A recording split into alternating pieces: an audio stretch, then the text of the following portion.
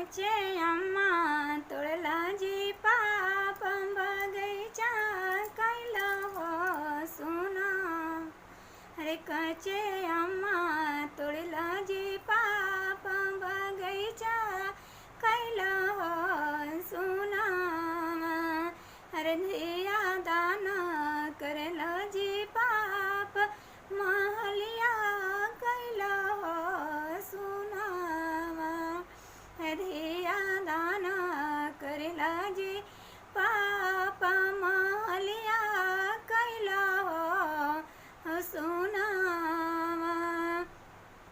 अरे बारा बारा कहला जी पाप बेटी हाथी जान जलावा।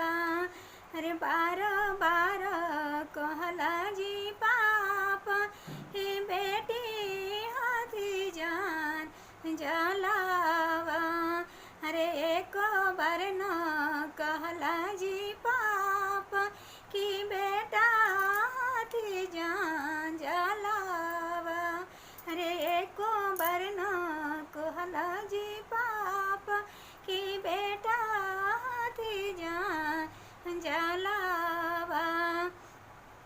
तनी जाना मवला जी पाप जाघा बाई ठवाला।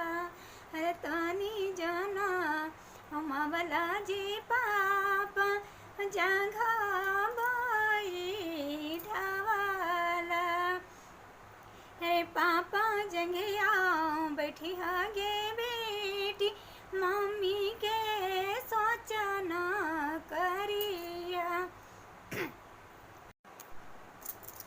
अरे पापा जंगिया बैठी हागे बेटी मम्मी के सोचा मत करिया।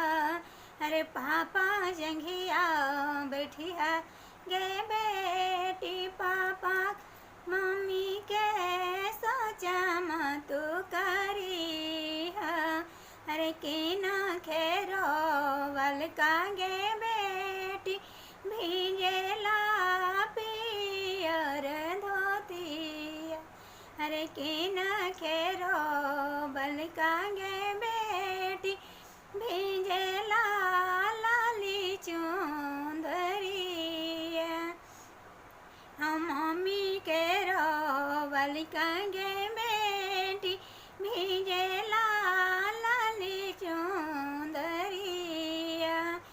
पापा के रोवल कागे बेटी भीजेला पियर धोतिया। अरे मम्मी के रोवल कागे बेटी भीजेला पियर धोत। पापा के रोवल कागे बेटी भीजेला पियर धोतिया।